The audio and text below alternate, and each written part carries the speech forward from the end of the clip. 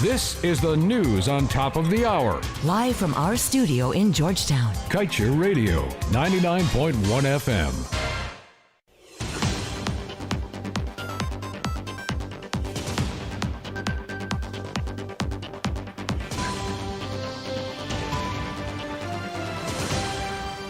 Good evening. Welcome to this evening's newscast on Kaieteur Radio. I'm Kevin Smith. Without further ado, let's get to the news in detail.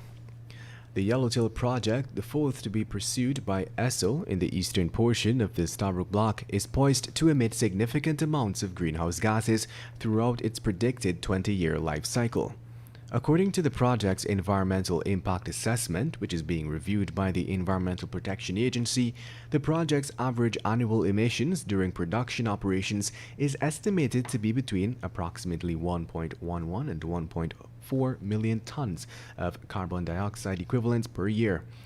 ESSO was keen to note that there are no applicable regulatory criteria against which these greenhouse gas emissions can be compared.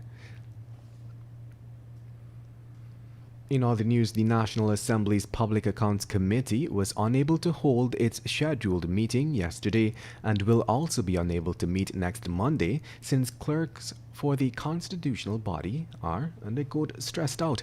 This is according to a letter that was written to the chairman of the committee, Opposition Member of Parliament Jermaine Figuera, on Thursday by the clerk of the National Assembly, Sherlock Isaacs. Isaacs related to Figuera that due to frequent challenges being encountered at the PAC meetings, the current clerk of the committee has developed health issues because of high levels of stress and cannot continue to work with them. He noted too that all clerks from other committees within the National Assembly are unwilling to fill the slot because the unprofessional conduct of some PAC members is not conducive to a healthy working environment. And moving on, a Brazilian national who is yet to be identified by the police was on Thursday night stabbed to death by his drinking partner following a dispute over gold. According to information, the fatal stabbing occurred sometime around 20 hours 30 during a drinking spree at a location in Central Barometer, Region 1. The police in a report stated that around that time the men were known to each other,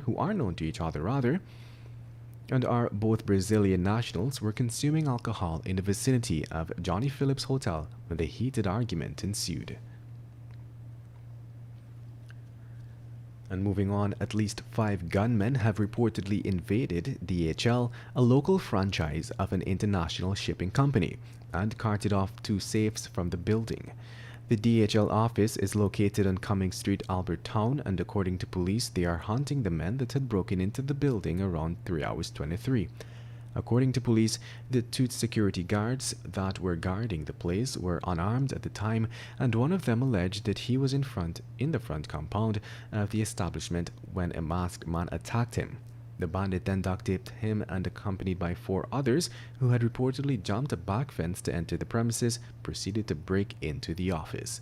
Investigators stated that the bandits had carted off with 2 safes and 3 canisters containing an undisclosed amount of cash. The Guyana Agricultural and General Workers Union, or GAU, recently stated on its website that oil companies and subcontractors have been replacing locals with foreigners to do driving, cleaning, and other simple jobs. The union stated that in trying to justify this act, the oil companies have reasoned that Guyanese lack the qualifications, skill, and experience to undertake certain basic tasks. However, according to GAU, it has learned that the tasks some of the companies have hired foreigners to do are not complicated and can be done by Guyanese. GAU also pointed out that foreigners are not only taking away the jobs from Guyanese, but they are receiving better payment and incentives than the locals. The union further revealed that apart from this, it has been told that some of these foreigners that are being brought to replace locals in the sector have not even received work permits and are working without paying income taxes to Guyana. The union is now calling for the government to urgently investigate this matter, even as it is still actively addressing the enactment of a local content legislation. And moving on, Minister of Health Dr. Frank Anthony said yesterday that the government is not in support of calls by some countries for persons to be revaccinated if they had been vaccinated with the Russian Sputnik V vaccine, a non-approved WHO vaccine. It was in September last that the U.S. Centers for Disease Control and Prevention announced that people who receive all or some of the recommended doses of a COVID-19 vaccine not listed for emergency use by WHO and FDA may be offered a complete FDA-authorized COVID-19 vaccine series. In its recommendation the CDC stated that persons should wait at least 28 days after being administered the last dose of the non-authorized vaccine before being administered the FDA-authorized vaccine. And to wrap things up this evening, let's tell you that the Environmental Protection Agency has announced that there would be at least 2 public consultations on ExxonMobil's 4th project in the Stabroek Block called Yellowtail. The regulator informed that one session will be held on Monday, October 25th at Humaniana from 5 p.m., while the next round is scheduled for Wednesday, October 27th at the Anna Regina Town Hall from 9 hours. The EPA was keen to note that all COVID-19 protocols will be in effect. For those who would not be able to attend, written submissions should be addressed to Executive Director, EPA, Ganges Street, Sophia, Georgetown. Concerns can be sent via email address epa@epaguyana.org. And with that, we've come to the end of this evening's newscast. I'm Kevin Smith. Thank you for listening. Do have a safe and enjoyable weekend.